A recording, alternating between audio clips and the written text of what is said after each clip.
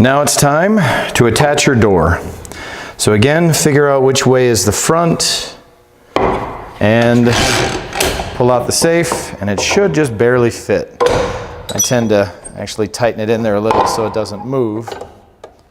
There we go. So it'll stay nice and still while we're working on it. So what we need to do is put in this door right here. Now as you can see, it of course is going to fall through. So what I did is I cut some spacers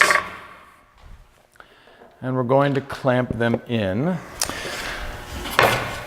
So we're going to take these spacers and just take some of these simple squeeze clamps and clamp them in on the bottom. Another one there. They don't really have to be straight with anything necessarily, but they need to be up high enough, and you'll see why in just a moment. And I want them fairly centered as well. And again, you'll understand why in a second when I put in some shims. Okay, right there and right there. Okay. Is this the top? Does it matter to you? If it does, then get it right. I'm going to go ahead and flip mine around. There's a knot in this side, so I like this side. Now we need this front to be flush all the way around. All you have to do, take a little scrap piece of wood that's flat and tap it down so it is flat. Now I'm going to turn it on the corners.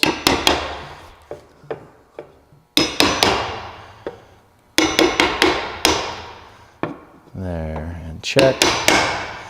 Make sure everything feels good. If it doesn't, just keep tapping it until it is flat with the edge. Close. There, good. Now the next part is getting it centered perfectly. To do that, I cut some shims. These little oak shims that I can put in both corners here and get them in fairly tight. Repeat on the other side. And if this side needs to be a little bigger, so I push that in farther. And that one, there we go. Just to get these lines nice and straight. Good. And now we do it the other way. So I put one on this side and one on this side. I can see this gap's a bit too small. That's why the shims can now go down, because I had the spacers at the bottom a little shorter. So I'm going to tap that in a little bit more than that one. And I need this to go that way a little, so I'm going to tap that in with a hammer. That's going to move a little. So that's pushing the door over, so I can put this in, and now tighten that down.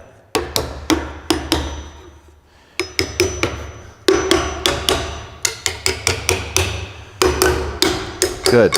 And you want these to be fairly tight. Everything is still good. It's fairly flat. Very nice. Here's how the hinges go on. They fit in like that and there, and they're going to be screwed in the side and screwed in the top. And this one goes on the same way, just like that. If for some reason the hinge doesn't fit in this groove, you can just sand this down a little, but it should fit. Okay. And that's what we're looking for. Now that everything's tight, you saw how the hinge goes on. We need the door to be able to open and shut freely. So I found that by putting a little bit of a gap underneath the hinge and lifting it up a hair, that will allow the door to shut. If it's too tight, it binds. It won't close all the way. Now that's very simple. Simply done with one of these. Fold it into approximate thirds, but in other words, 3 folds, 3 layers. There we go. And tear it in half. And you're going to put one of the, don't just set it like that. I don't want it on the door, I need it on the edge. So I'm just going to maybe fold it down like that and just set it right there. Great. And that goes on top. Now, of course, we're going to remove this later, but that space is really important. Okay. That's where it's going to go. Take a drill with the exact same bit we use to drill these hinges, these holes in the hinges. You're going to drill up into, like you did before. Don't keep going. We don't want to make this hole any deeper or bigger, but we need to drill into your door. There we go. As soon as you feel it touch, you got to stop.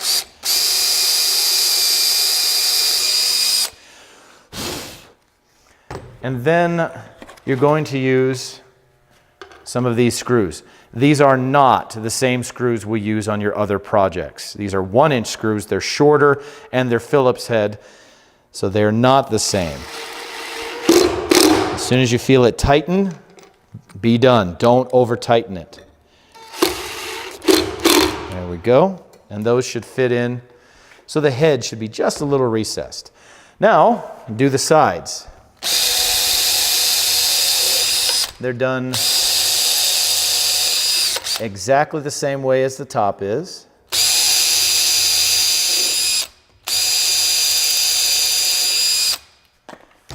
Then go ahead and put those screws in.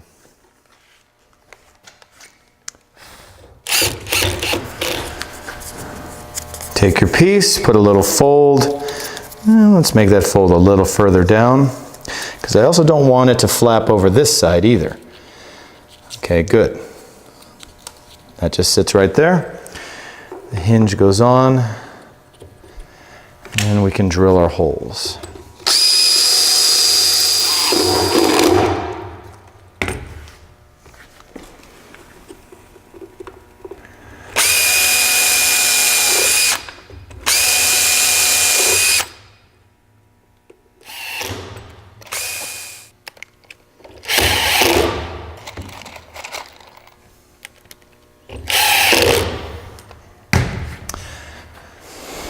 Now that everything is in, all the screws are in, they all feel good, you can go ahead and pull out all these shims.